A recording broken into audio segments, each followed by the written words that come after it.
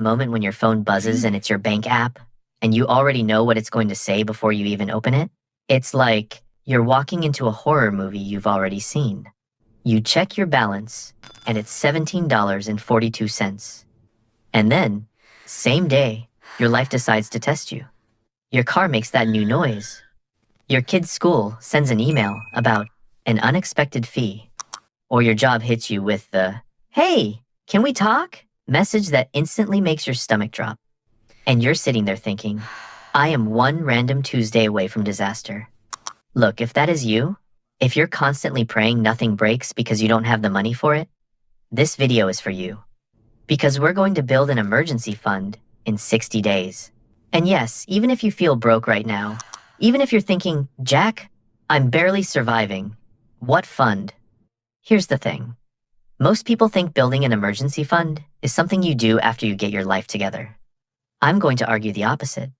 You build an emergency fund so you can get your life together. My name is Jack, and I spend way too much time thinking about saving for an emergency fund. If you're someone who struggles to save some emergency fund, make sure to hit the subscribe button and give this video a thumbs up if this helps you out.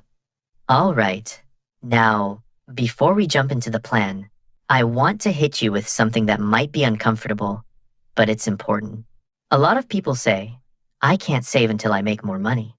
And sometimes that's true, like, if you're choosing between rent and groceries, there's no magical budgeting trick that changes math. But here's what most people don't realize. Even when you can save something, your brain fights it. Not because you're lazy, not because you're dumb, because your brain is wired for survival today, not stability later. And if you're living paycheck to paycheck, your brain goes into scarcity mode, and scarcity mode makes you do three things. You focus on immediate problems. You ignore future risks. You grab little comfort purchases because you're stressed, which is why telling someone, just save 20%, is like telling someone who's drowning, hey, try swimming better. So today we're doing something different. We're building a 60-day emergency fund using two things. Very simple math and psychology. Let me give you a few quick data points to show you you're not alone and why this is urgent. Bankrate found that about 1 out of 4 Americans, or 24%, have zero emergency savings.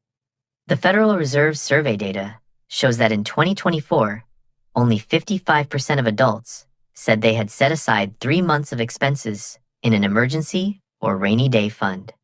And the American Psychological Association reports that money is one of the top personal sources of stress, cited by 64% of adults in their 2024 survey.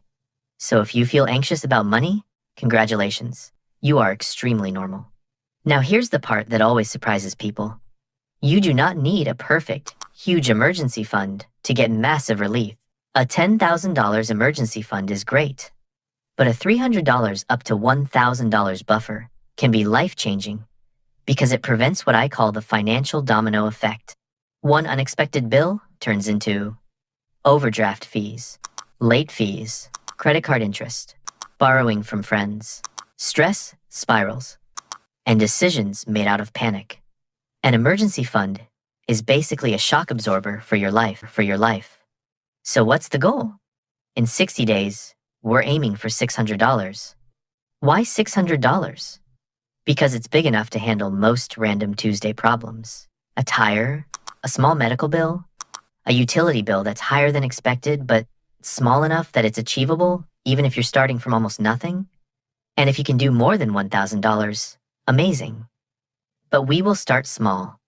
$600 in 60 days equals $10 per day. That's it. Now, you might be thinking, Jack, I don't have $10 a day. I barely have money left after bills. Totally fair. So here's the strategy. We are not going to save $10 per day by suffering. We're going to build a system that finds $10 per day through a mix of reducing leaks, creating a little extra income, adding friction between you and impulse spending, automating the wins so you don't rely on motivation. This is where it gets really interesting. The emergency fund isn't just money. It's a behavior machine. Here's the framework we'll use. Separate, stabilize, squeeze, supplement, and we're going to run that like a 60-day sprint. Let's go step by step. Day 1 is not save money. Day 1 is stop saving in the same place you spend. If your emergency fund is sitting in your checking account, it's not an emergency fund. It's a snack fund. Look, your brain treats money that's visible and easy as available. So we need separation and friction. Do this today. Open a separate savings account or a second wallet if that's what you have. Rename it Do Not Touch Emergency Fund. If your bank lets you hide accounts from the main screen, hide it. This sounds silly, but it works because you're designing your environment. Here's what most people don't realize. Willpower is not a strategy. Environment is a strategy. Now, automate something that feels almost too small. If you can do $5 per day, do $5 per day. If you can do $3 per day, do $3 per day. If you can do $25 per week, do $25 per week. The goal is not the amount. The goal is the habit that runs without you. Because if you rely on, I'll save whatever is left at the end of the month, you will save nothing every time. Set up an auto transfer timed right after payday. Not when you remember. Not if you feel like it. Just right after payday. Okay, now we hunt for the first $100. Because your brain needs proof, it needs to see movement. Here are the fastest, most realistic ways to get $100 in week 1. A. Cancel one thing you forgot you're paying for. Go to your bank statements and look for subscriptions, app fees, memberships, random trial charges. Cancel just one. Even $10 per month matters, because it's not just $10. It's $10 plus the habit of not paying for stuff you don't use. B. The 48-hour pause rule. For the next 60 days, any non-essential purchase gets a 48-hour wait. Not forever, just 48 hours. That pause breaks the impulse loop. Because the real enemy of saving is not Starbucks, it's impulse. C. Sell one thing this weekend. Now you might be thinking, selling stuff doesn't count. Yes, it does. We are not building your ego. We're building your emergency fund. Sell the following: old headphones, shoes you don't wear, a keyboard, anything that is collecting dust.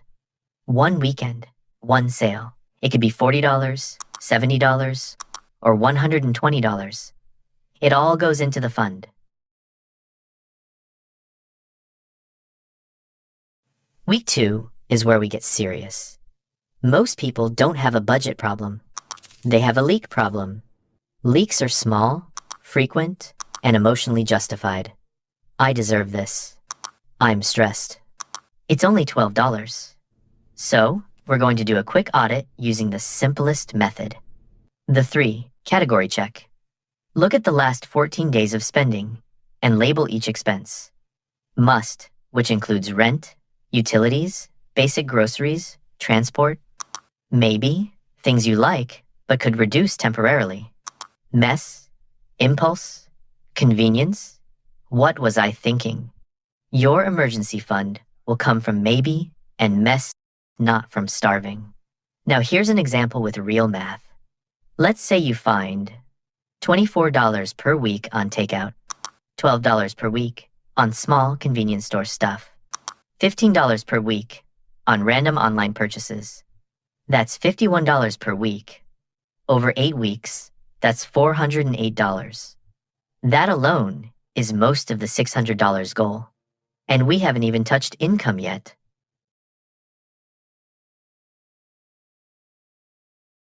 Groceries are where people get wrecked, not because they're irresponsible, but because food decisions happen when you're tired.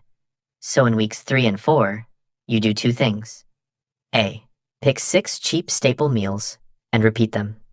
Not forever, for 60 days. You need default meals, so you don't decide from scratch every day. Examples: rice plus eggs plus frozen vegetables, pasta plus sauce plus tuna or chicken, beans or lentils plus bread or tortilla. Oats plus banana plus peanut butter. The point: predictable meals reduce decision fatigue. B. One treat rule. You're allowed one planned treat per week. Planned. Because if you remove all joy, you will rebound and spend more later. This is Psychology 101. Restriction breeds rebellion. Alright, this is where we speed up. Because cutting can only go so far. So we add income, not by starting a business empire, but with quick, realistic moves. Option 1. Ask for more hours, extra shifts, overtime. If that's available, it's often the highest ROI action. Even 4 extra hours per week, at $15 per hour, is $60 per week. In 4 weeks, that's $240. Option 2. One weekend, money mission. Pick one. Delivery driving, freelancing, helping someone move, house cleaning, tutoring, anything that pays quickly. Goal: $150 in 1 weekend. Now you might be thinking, that sounds exhausting. Yeah, it is. But it's 60 days. And the payoff is you stop living in financial fear. Option 3. Negotiate one bill. Call your internet provider, phone provider, insurance, ask, do you have a cheaper plan? Can you remove fees? Are there promotions I qualify for? Even saving $20 per month is $40 over 60 days, and it continues after. Here's what most people don't realize. The hardest part isn't saving the money once. It's not spending it later when your emotions spike. So we add rules. The emergency definition rule. Emergency equals something that threatens. It includes health, housing, transportation to income, basic utilities. Emergency is not a sale, a vacation, a bad day. Write that down. Seriously. Put it in your notes app. The replace first rule, if you use it, refill it. If you spend $120 from the fund on a real emergency, the next goal becomes replenish that $120 first. This keeps the fund alive instead of slowly dying. Let me tell you about someone I'll call Maya. Maya wasn't careless. She was just stuck. Every month was tight. Every surprise bill went on a credit card. And then the card payment made next month tighter. Classic loop. So she tried a real budget and failed because it was complicated and honestly depressing. Then she did something simple. Separate account. Auto transfer of $5 per day. Sold a few things. Cut 2 subscriptions. Did 1 weekend gig. By day 30, she had around $320. And then her car needed a repair. Old Maya would have used a credit card at 24% interest and spent the next 6 months miserable. New Maya paid cash. And she told me something that stuck. It wasn't the $320. It was knowing I could handle life. That's the point. This is not about being rich. It's about being unpanicable. Look, I'm going to be slightly frustrated for a second because I need you to hear this. Most people don't fail financially because they're irresponsible. They fail because they wait until they feel ready. And meanwhile, life keeps happening. Your emergency fund is not a luxury. It's not something you earn the right to have. It's basic protection. It's like wearing a seatbelt. You don't wait to crash to decide you should have worn one. So here's your move. Today, open the separate account. Set the smallest auto transfer you can handle. Pick one fast win for the first $100. And then come back here and comment, Day 1 done, and my number is X amount. Because when you say it out loud, subscribe to us for more powerful content like this.